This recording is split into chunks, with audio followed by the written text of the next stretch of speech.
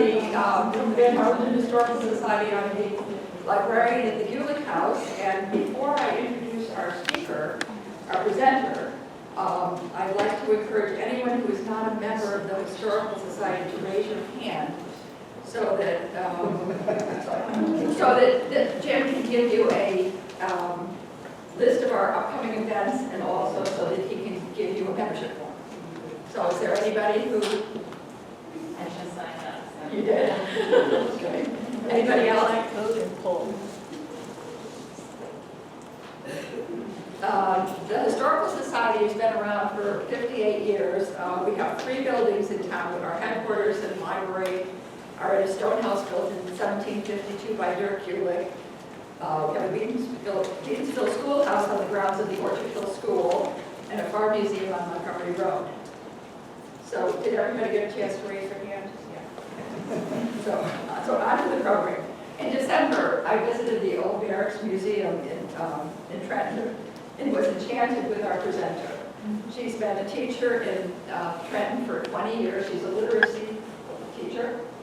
And she's on the staff of the Old Barracks Museum as a historical interpreter. No matter what I said to her during our meeting in December, she would not break character.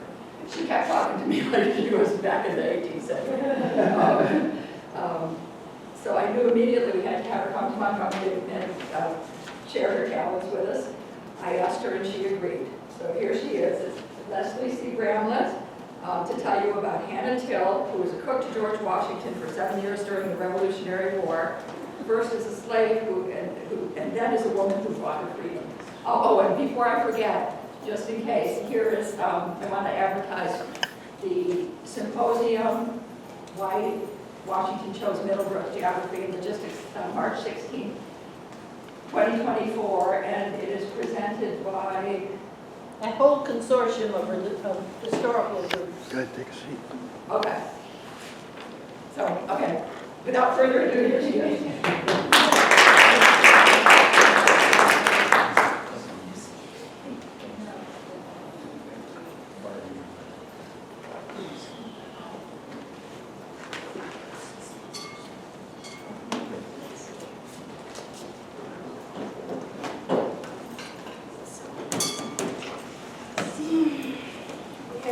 Yes.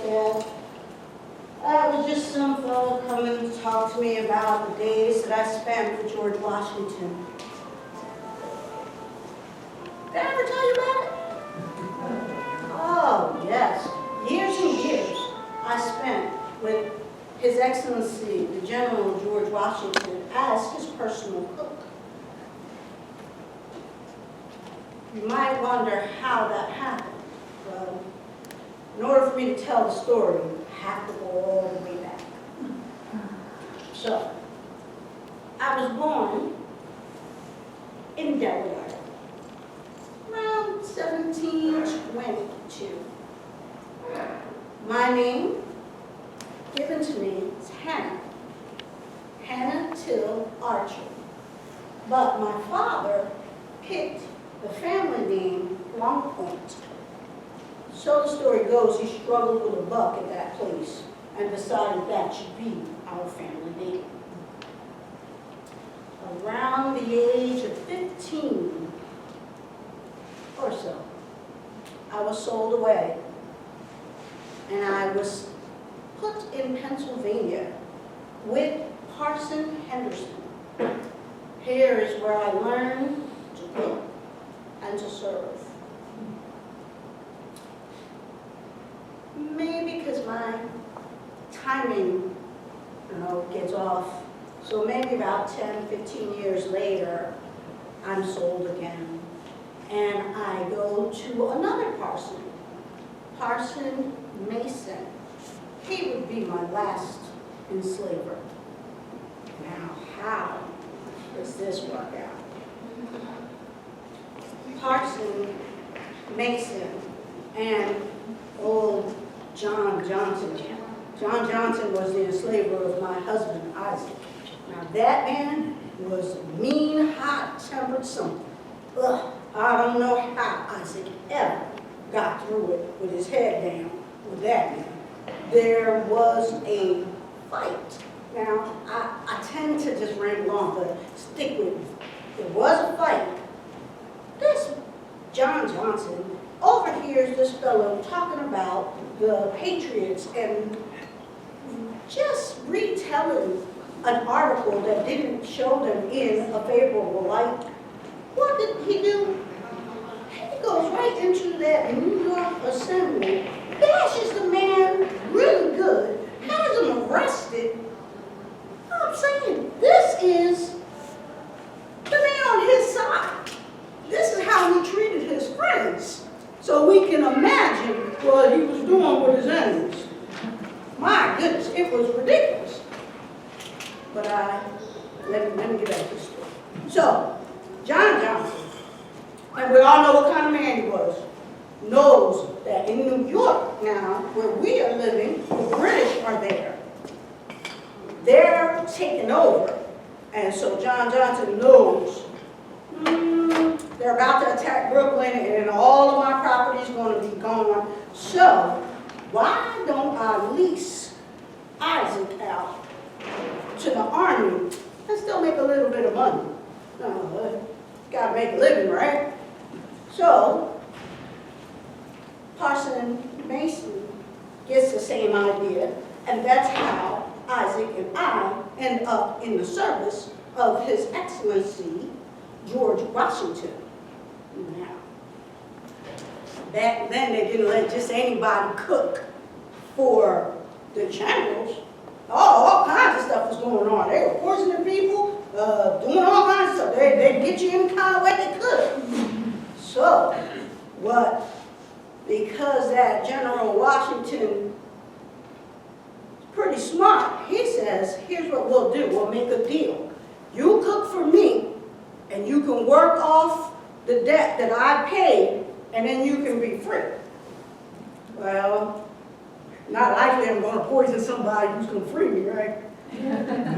So, he works out the deal with John Johnson and Parson Mason, and that is how I get to earn my freedom.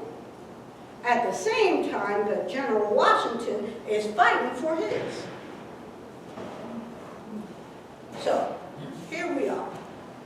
We decide that we're going to go into this thing together, Isaac and I. And we are walking into Valley Forge, 1777. And it is a mess. These folks don't know what they're doing. Thankfully, Austrian fellow, his name escapes me, Baker from Philadelphia. He comes in Ludwig. And there was another fellow, the guy who did all of the quartermaster. They come in and they straighten things out very quickly. So you get 13 camp kitchens, 22 bake ovens, and lickety-split. They're baking bread, they're making stews, doing all kinds of things for the soldiers. I am Washington's personal chef. I don't cook for soldiers. I do cooking for Washington, the general, and all the other officers and the ladies. My specialty is pastries. I am a pastry chef. So, while everyone else is making cheap soup, and that is a soldier soup made in a tin kettle, made with their rations. The rations would be about 1.5 pounds of flour, 1 pound of meat, beef, pork, or fish, and a gill of whiskey. Everybody needs to get a little, some spirits. And split peas or beans, likely split peas. So you throw all of that in some water, boil, boil, boil, boil, boil. Find whatever you can in the way of vegetables and hot dog. You got cheap soup. And that's what they eat. Not us, but the soldiers. So, where was I? Oh, I'm on to Rams. Okay, so now we're back in the thick of it. Yo, yes, the young man coming in and asked me about my service and how it came to be. 6.5 years I spent with George Washington and the Continental Army. 6.5 years, several winter encampments. One of the things about the winter encampments that was very interesting was that those generals and those other officers always brought their ladies with them. So Lady Washington was at every winter encampment. When she came, she did all of the house organizing, did all of the menus, and worked with, Mrs. Thompson, the housekeeper. Oh, gosh. General Washington loved that lady, and she was, let me not. It's not nice to talk ill of people. But we went through so much during those times, and we witnessed Washington's change, everything that he went through. Some days would be, everyone always asked, what was he like? Well, I can tell you this. He was very, very, very particular about the things he wanted. He wanted to make sure those things were done. If they weren't, he could be very, very, very hot-headed. Oh, now, again, I don't mean to gossip, but he was very upset with that relations of his, Lund Washington, during the time back in Mount Vernon. The British show up, and Lund Washington, this fool, takes them refreshments. Takes refreshments to the British on their ship to ask them kindly, can you please give back the 17 Negroes that came onto this ship? The British thanked him very kindly for his refreshments and sent him right on back to that mansion. See you later. Well, George Washington was not pleased. He felt like better to let them burn that to the ground. Why would you give our enemy refreshments? Oh my goodness, who did I leave in charge? Oh, it was a mess. He loses his temper quite a bit. But he also has a very tender heart for those that he loves. Now, when they asked me, I said he could be a moderate and indulgent master. Well, that's to say that he saved money everywhere he could. I mean, there's nothing like a skinflint. Like, you make sure that it's the cheapest possible. We don't have any extras around here. But I did say that I was pastry chef. Seemed like that could be an extra. But he also, those that he loved, now my good friend Peggy, Margaret Thomas, she is a free woman who does the laundry. Now, General Washington could not stand my friend, and we all knew it, could barely look her in the eye. And this is because his man, William Lee, his right-hand man, loved Margaret. And there was just no way he was going to tolerate an enslaved person loving and marrying a free person. That's just a recipe for disaster. But when Margaret fell ill and Billy asked if she could be sent to Mount Vernon, General Washington made the arrangements. Of course, as cheap as possible, using his words. But he didn't make those arrangements for her to go, even though he couldn't stand her. Now, I'm not a fan, but fair is fair. We tell the story the way it happened. And we all know, we all saw how he grieved for his stepson. Oh, Mom, that never counted. I know, it's not nice to speak ill of the dead, but it's not really speaking ill if it's the truth, is it? So, I'm gonna tell you this story that I heard.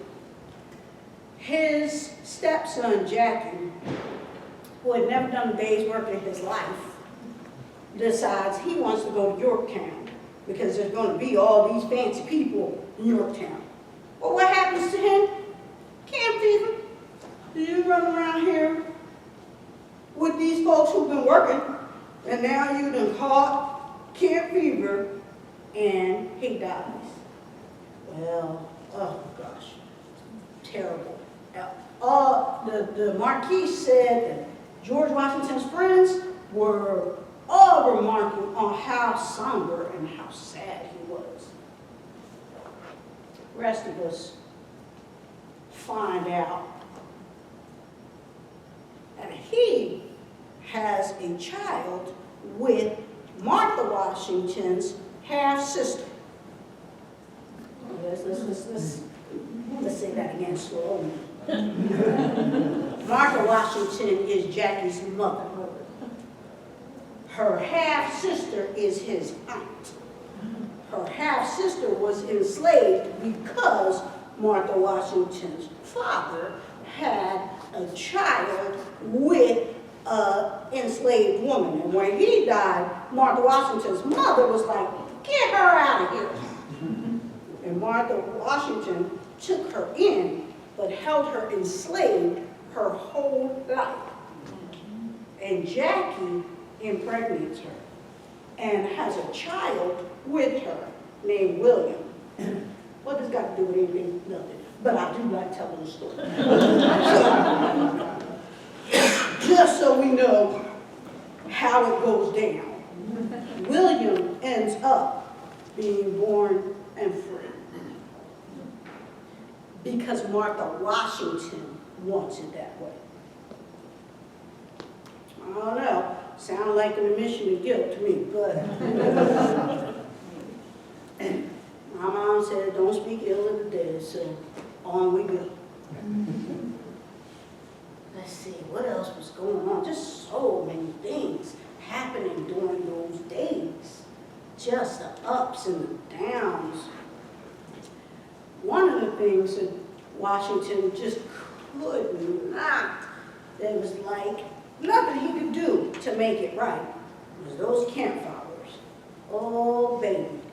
Those women gave him a hard way to go. So, they decide, for every 15 men, we're going to have one extra ration to feed the women. I don't know. I'm not much for figures, but I do know that there were hundreds of women. When we walked into Valley Forge, there were over 800 women and children. I don't know how he expected them to all share a crust of bread, but it was not working. And he then had to write to his superiors and say, listen, we weren't paying the men. The women could work, but the officers had no money to pay them. If we did not feed these women and children, these men would have deserted. We already had trouble with them running off at the first sign of danger. So we needed to feed these women. So he writes in, and then the women are able to draw half rations and their children a quarter ration if they did work for the army. Now, let's talk about that, because there are rumors about the kind of women that were around camp. Now, I was one of those women. Well, I know what I was doing. I can't really tell you what everybody was doing. But it's very useful to think of the Army as a moving city. So, it was a community. Families, people from different walks of life. So you have ladies from the highest point of society, and you have people doing some things that might not be so regular. All kind of around the same place. The thing of it is that the women with the Army were women on the strength of the Army.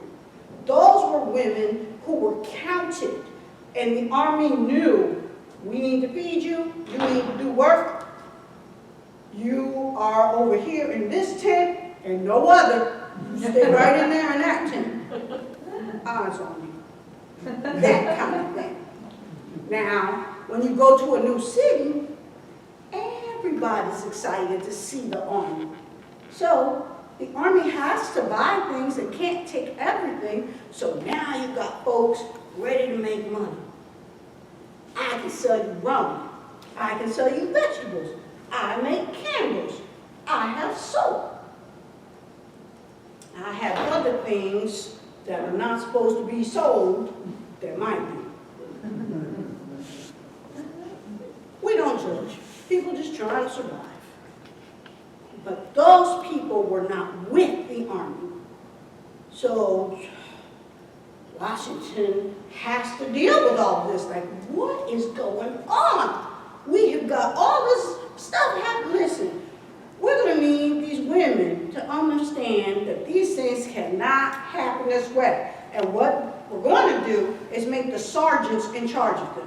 Listen, sergeants, you let those women know how it's supposed to go. And they need to follow the rules of the Army. So, no selling stuff that's not supposed to be sold, whatever that is, and no fooling around whatsoever. So the sergeants are now in charge of those women. But those women, they just would not let up. These women should not be on the carts. Why are they on the wagons? Well, because nobody feels like walking. It's a long walk. Well, get on the wagon. Just a bunch of trouble.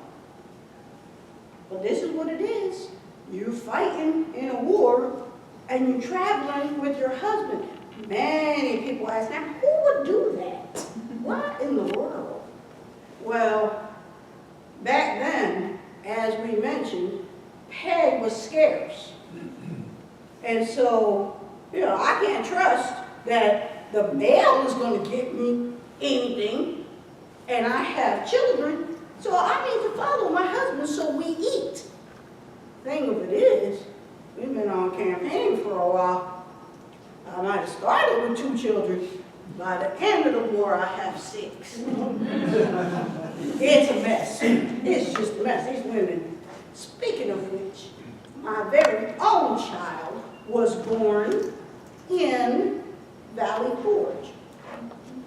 Isaac Worley Till, born free, christened. So, yes, we were all doing a little bit of business. What else is there to do in cold winters? So, I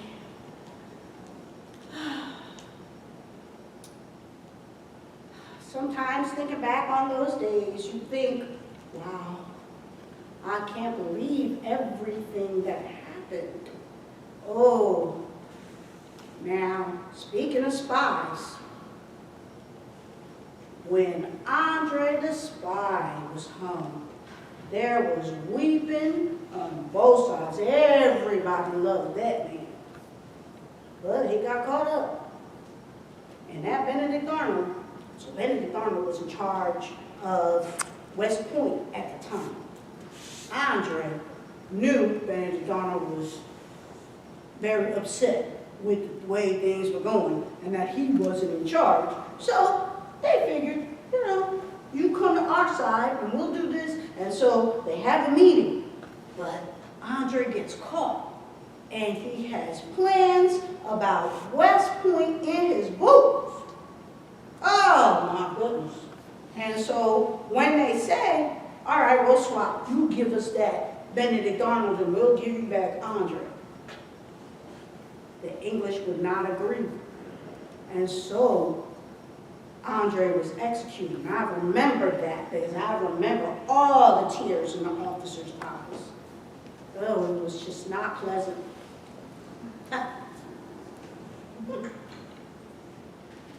So much going on. Let's see. So we're about, I would say, yeah, 6.5 years. 6.5 years. 7 years total.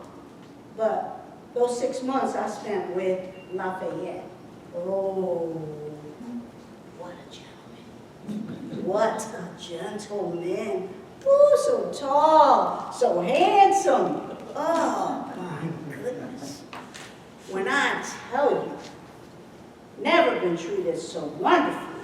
Oh, I'll never forget his kindness, ever.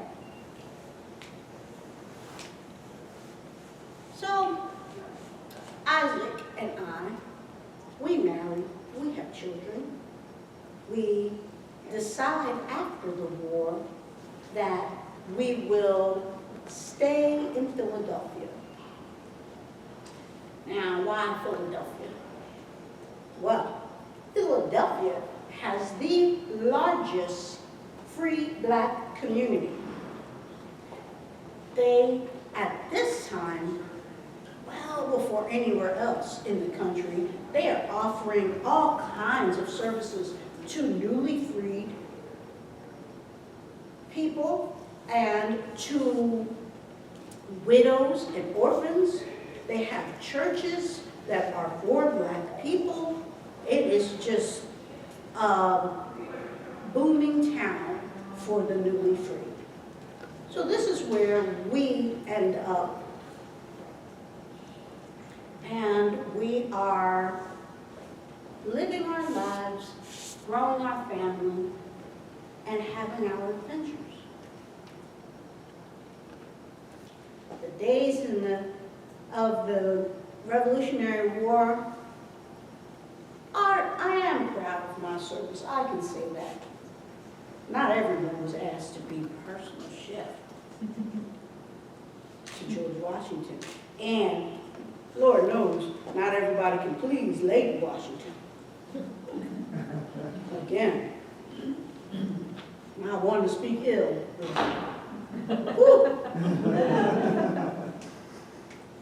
So, I have a few things to talk about with me, but I think I shall leave it to my friend Leslie. Thank you.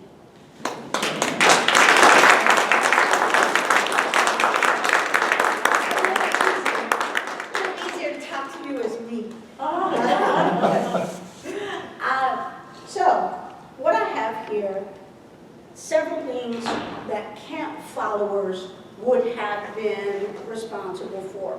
The three different groups would be laundress, who were extremely important to the Army, nurses, who were the most important to the Army, and cooks. So, Hannah Till, private chef, cooked for the Washington family and Washington's household, meaning all of the people who were in his headquarters.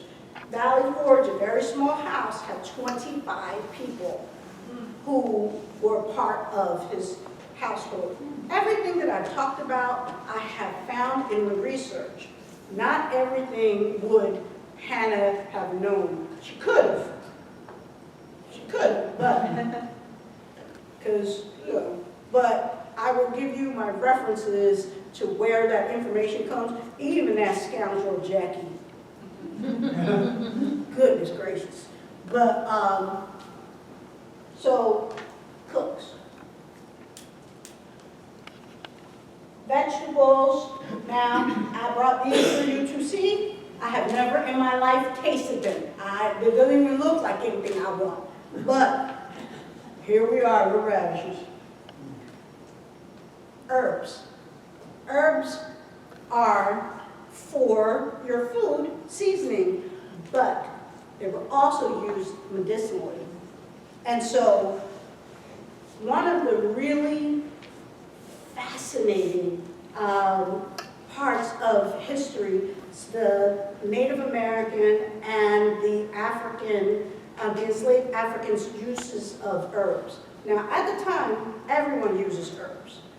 The thing is that the Europeans are no longer in Europe, so they do not know which herbs to use here. Native Americans do.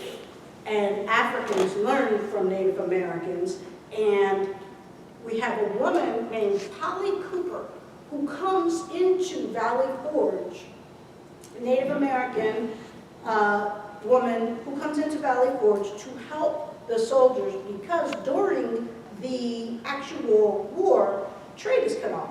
So you can't get the medicines and things that you're used to getting, mostly opium, but you can't get that from the Dutch anymore. And so Polly Cooper comes in to help heal the soldiers with the herbs. So the herbs that I have are some of my favorites: sage, rosemary, and thyme. I love the way they smell. I just love the way they smell. I mean, when I put them like this, it smells like Thanksgiving. But they are very useful, and the way that they would use them is in teas. They would make teas to help with stomach aches, rheumatism, all kinds of different ailments. Now, the laundress, extremely important. I am dressed as an 18th century lower sort, just a common woman. This is an English gown made of linen. My petticoat is made of wool because it was a little chilly this morning. Everything, reproduction, this is what it would look like. I am wearing a shift, and this is like a linen dress. This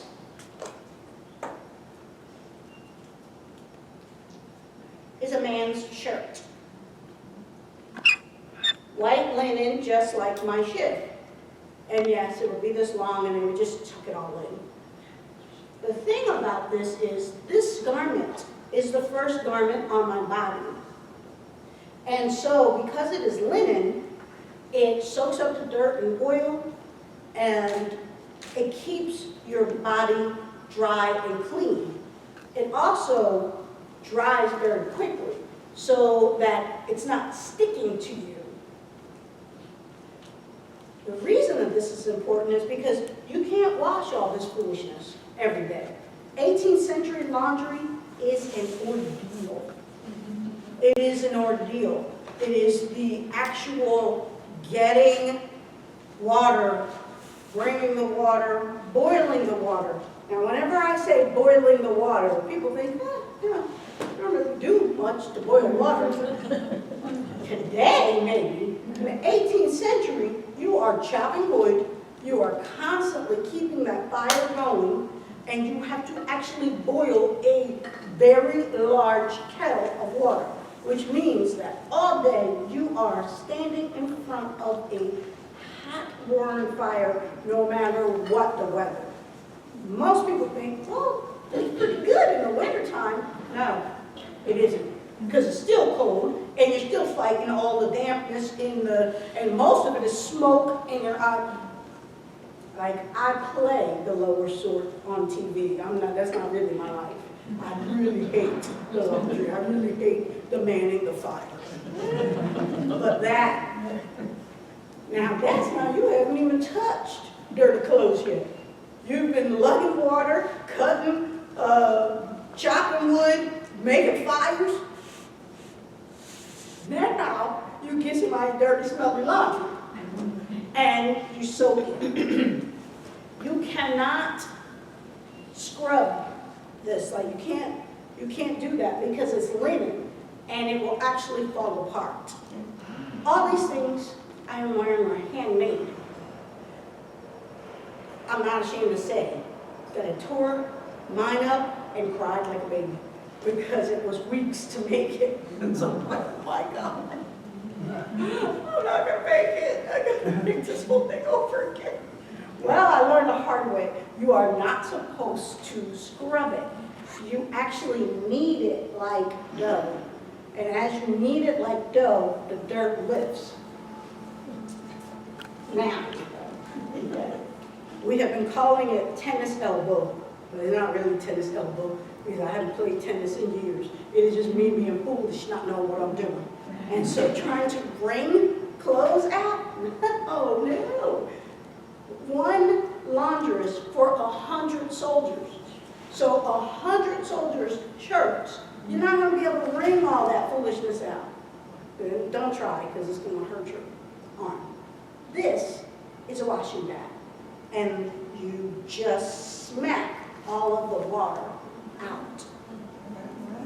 So then you can, after you are done all of that, now this is the part where I really thought, this is nuts. These people are really nuts. You take it, and if it is a sunny spring day, you place it on the ground. And the sun beats on it. Now, after doing all of that for hours, then throw it in the dirt. Like, what? Well, there is an actual reason for it and a science behind it. The sun bleaches it, but not only does the sun bleach it, underneath the grass is growing, and that whole sciencey chlorophyll thing that the grass does also bleaches it. So it makes it whiter. Now, in the summer, pretty easy, right? You hang something out on the line to dry, and it dries very quickly. In the winter, it could take days for your cold, wet clothes to dry.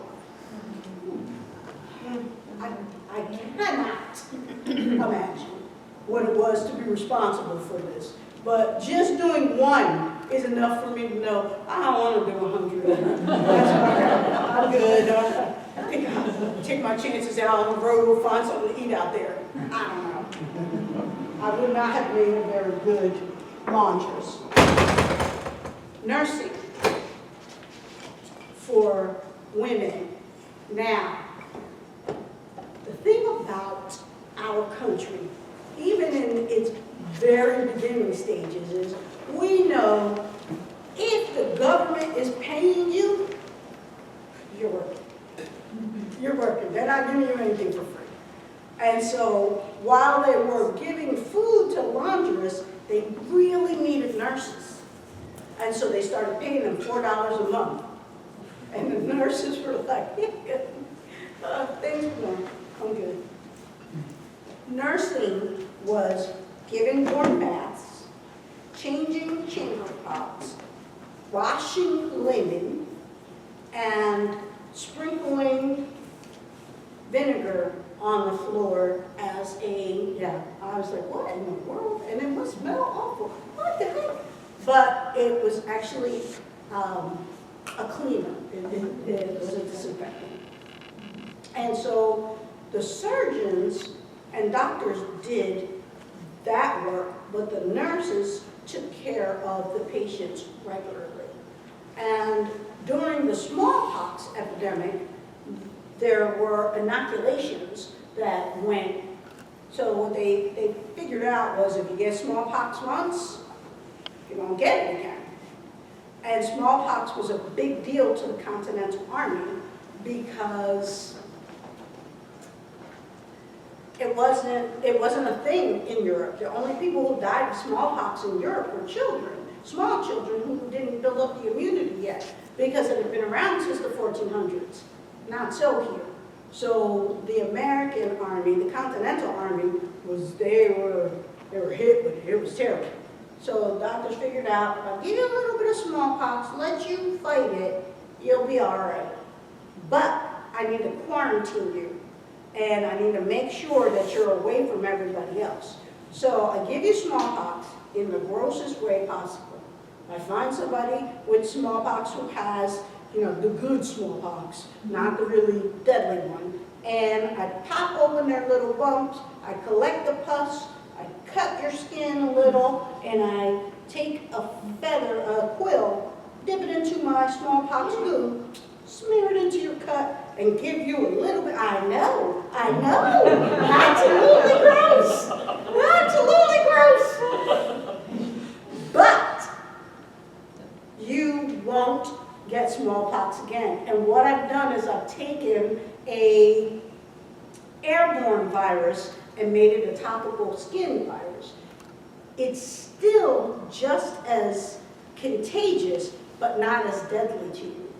Now, we have a mixed crowd here. How many people remember chickenpox? Okay, so I'm going to tell this story anyway. Back in the day, you used to get chickenpox. Somebody would come home with chickenpox, and all of the aunties and moms would get on the phone and say, okay, she's got chickenpox, and they'd bring all the cousins over, and everybody would rub elbows or whatever they did so that everybody would have chickenpox at the same time. Only one person had to miss work, or it wasn't like going through the family, everybody had it at the same time.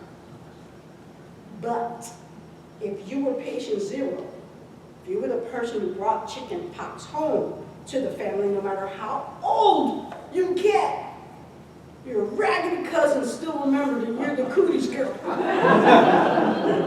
And there's nothing you can do about it. You can be 52 years old and a whole grandma, and people are still calling you the cooties girl. This does not happen with smallpox anymore. Smallpox has been eradicated because they have figured those things out, doing the inoculations. And so when we think about our old-timey days, we think about the folks back then, and we judge, because I know I look and say, what in the world? This is ridiculous. This is crazy. And then I have to hear my dad's voice saying, you didn't always know what you know now. And so we are the beneficiaries of all of that foolishness. All of the leeches and all that kind of stuff. We are the beneficiaries of that. And back then, it made sense. Back then, the science that they had told them that they should do that. Now, anybody would say, why in the world would you be cutting people and bleeding them and putting leeches on them? None of that makes sense. Oh, well, that's surely stupid. What they believed was that your body was full of toxins, and getting the toxins out was the way to make you well. And so if you had a fever, you'd be flush. Your face would be red. I know my face gets very red. But if you cut me and I bleed a lot, my face might be red anymore, is it? I'm gonna be peaking, and I'm not gonna have a fever. I'll be very cool. And I'm like, hey, it's working. She's on the mend. So these things make sense when you put them in context. But no matter what, you and I are all the beneficiaries of that, and the sacrifice of the people who either lost their lives or became very ill during that. Now, last thing about smallpox. It's one of my least favorites. But smallpox lets us know why we don't have as many Native American descendants as we do African American and Europeans. Because during that time, European diseases, what changed the landscape for Native American nations.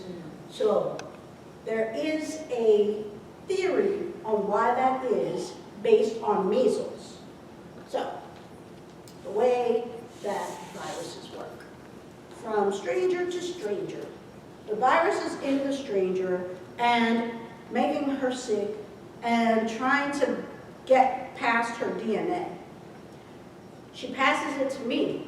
The virus now is in me, making me sick and trying to get past my DNA.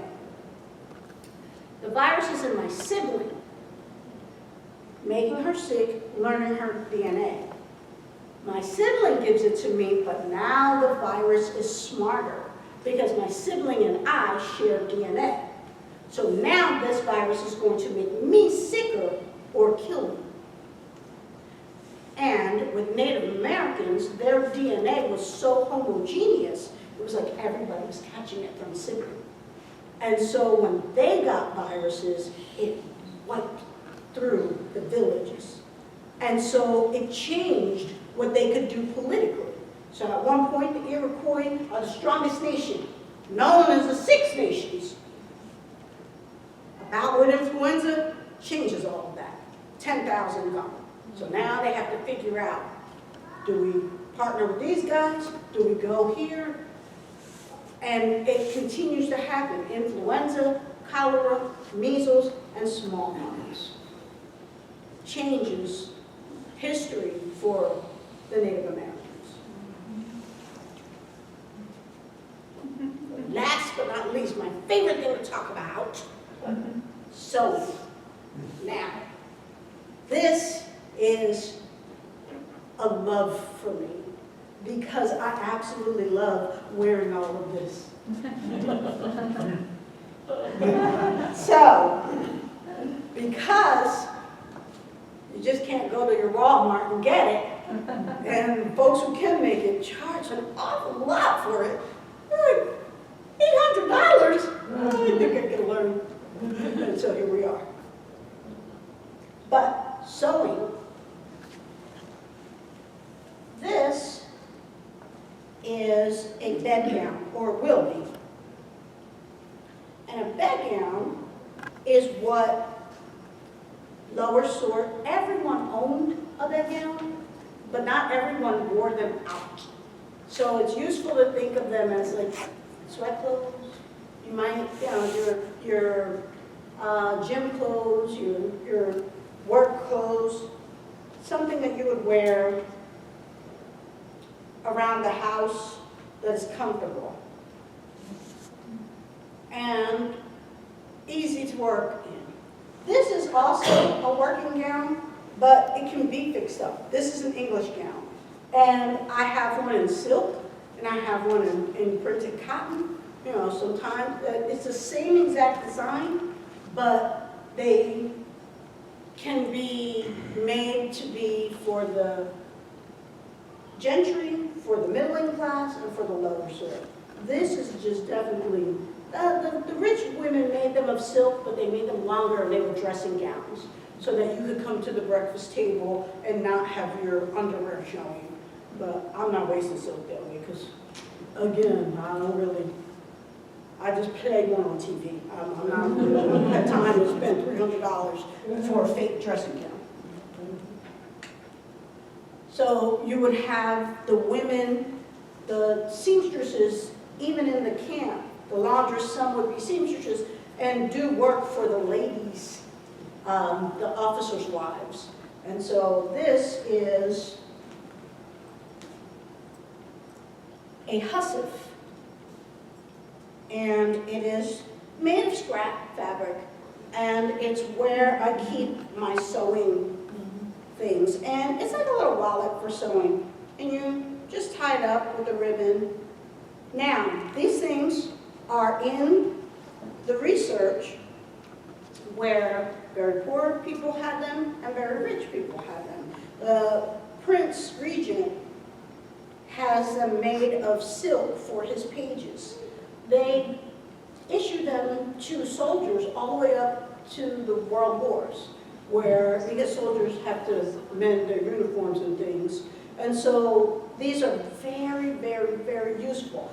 I use it not just for my sewing things, but to hide my modern things. You know, like my hearing aid batteries and things that I need. This is a nice little place to keep them.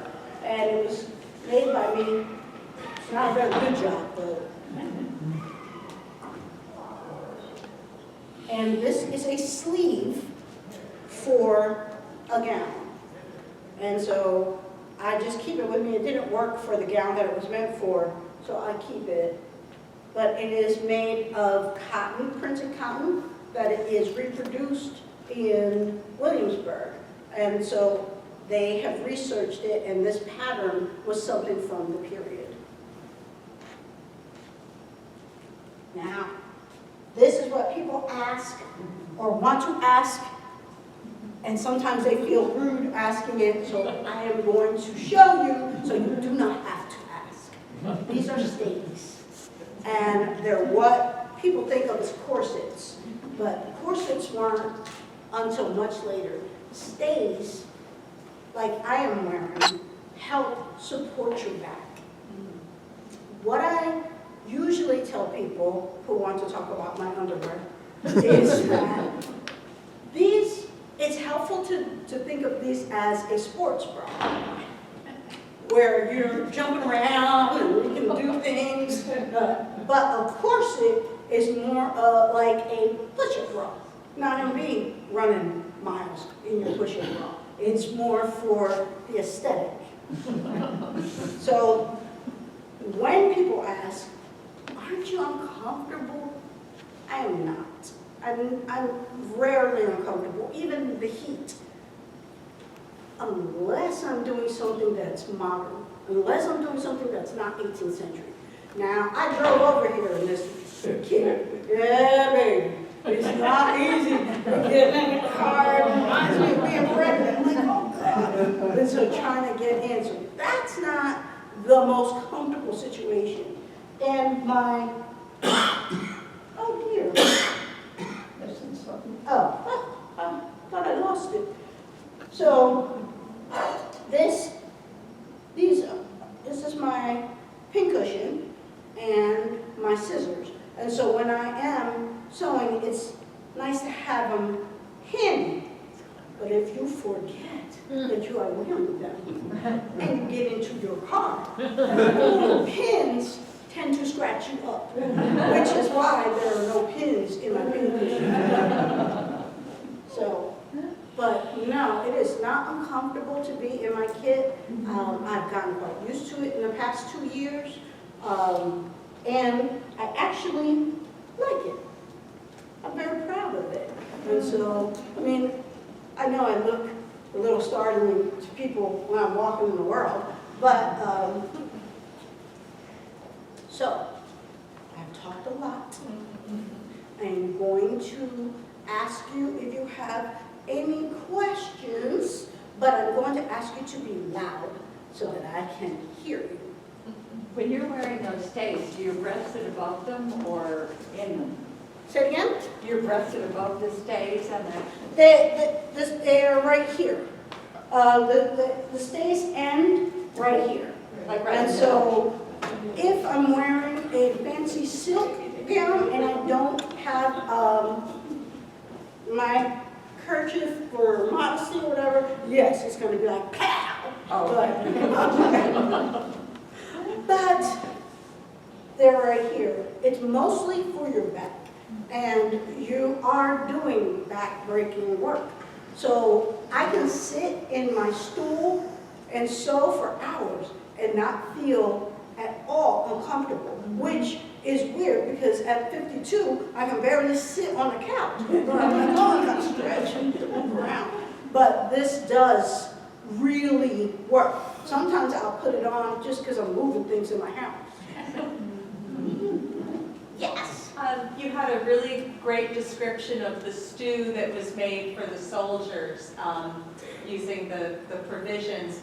I wonder if you can tell us a little bit about what Hannah might have prepared for General Washington and the officers, and what some of the challenges might have been to obtain those ingredients. during the winter camp. There was certainly a lot of challenges. There are several, when you read the letters, where Martha Washington is trying to get a certain kind of meat for a fancy dinner, and she's not able to get them. There are different years, like Valley Forge was a hard year, but Morristown the year later was much harder. And Washington is reporting that the oldest people in this country don't remember a winter this hard. And so there is very little to eat. And so there are people who come to visit and they're like, man, that wasn't very fancy at all. There was a little bit of nuts and some fruit, and that was it. But there are times where they're able to do very lavish dinners. And lavish being, pot roast and things that you would think of for rich people. Soldiers, yes, cheap soup, the cheap soup that I described, there's actual recipe for cheap soup called that, and it's for the soldiers, and it was mostly beans and split peas for soldiers. But they would have, depending on the resources and the years, what they do mention is that gingerbread was one of Washington's favorites. And so she would make the gingerbread for him. Thank you. Did your research show you anything besides Valley Forge? Anything about Hannah at the other encampments, say here in Central Jersey or Morristown or the Hudson? Say it again? Did your research show you anything about Hannah's work at any of the other encampments besides Valley Forge? Yes, she was with him, all of them. She was with him from 1777 to 1783. She only leaves to go the last 6 months with Lafayette, so she's at all the winter encampments. Because we're very interested in the encampment that was here in Central New Jersey. So if you have any sources that we could look at, that would be great. Oh, sure. The folks at Valley Forge just did, he hasn't published it yet, but he was very generous to allow me to look at it. And it has the Till family tree and the different things that they were able to do during that time. Hannah was an amazing woman, and her family, her descendants in Philadelphia, become the cornerstone of the abolitionist movement. Her great-grandchildren are in the first class of black students that go to the public schools in Philadelphia. Philadelphia and the free community, the free black community in Philadelphia are largely responsible for the abolitionist movement. We hear lots of the big names of the folks, and when you read their letters, you have to like, oh my gosh, because of their racism, even through their abolition movement. But the black people in Philadelphia literally help all of the black people in the country to escape and forward that movement with the support of the folks that we do know, the monetary support, but the moral support comes from black people helping other black people get to freedom.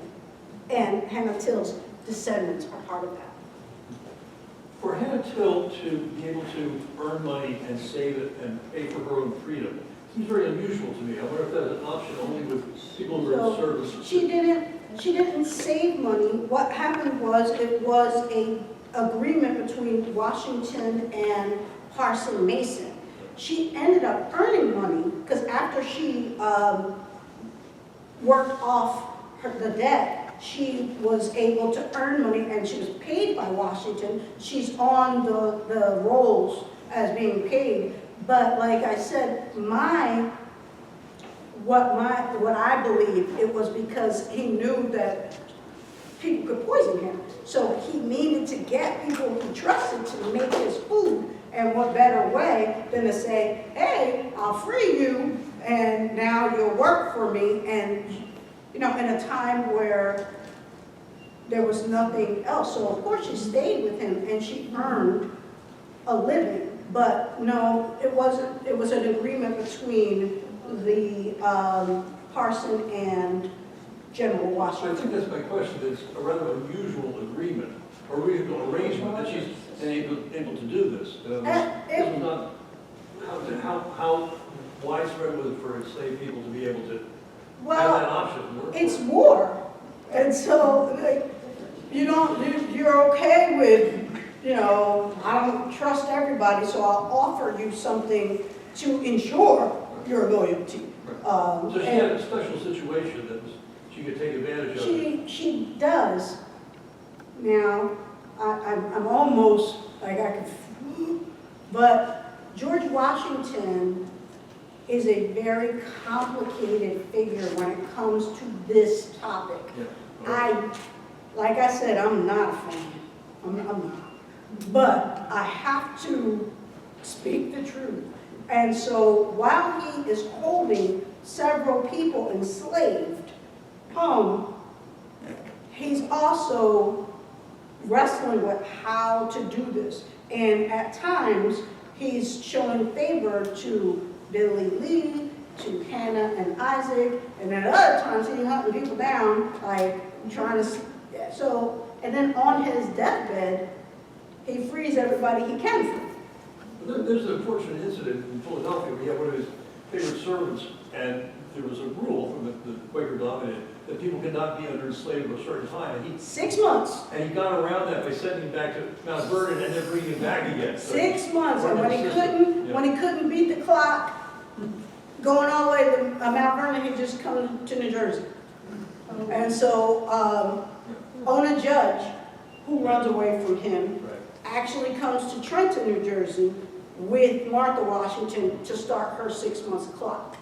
Now, yes, all that kind of scandalous stuff, doing those kinds of things, but in his will, he frees everyone he can free who does not belong to the Custis estate.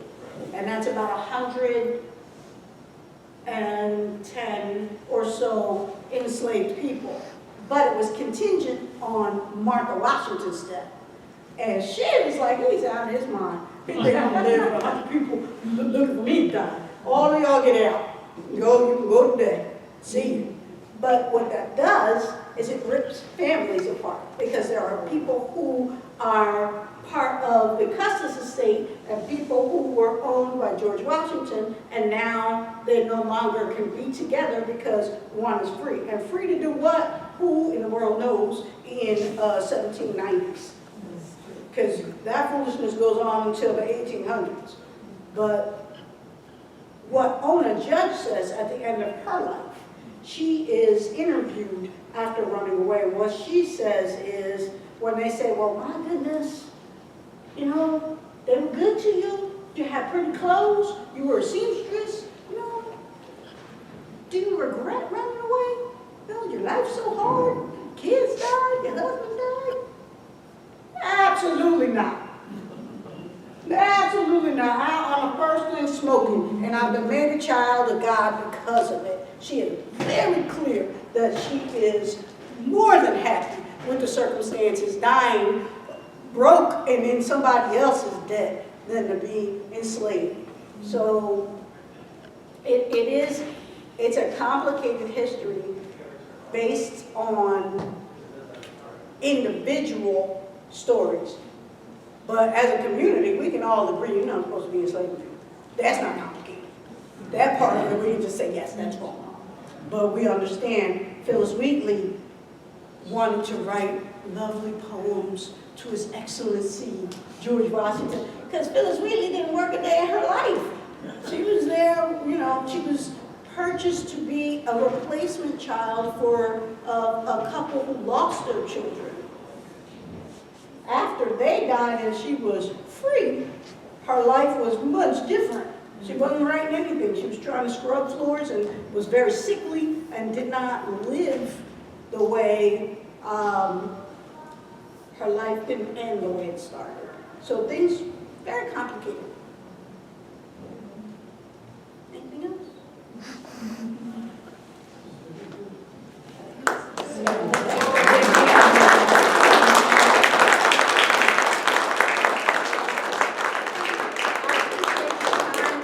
Really generous audience. I love being able to tell these stories.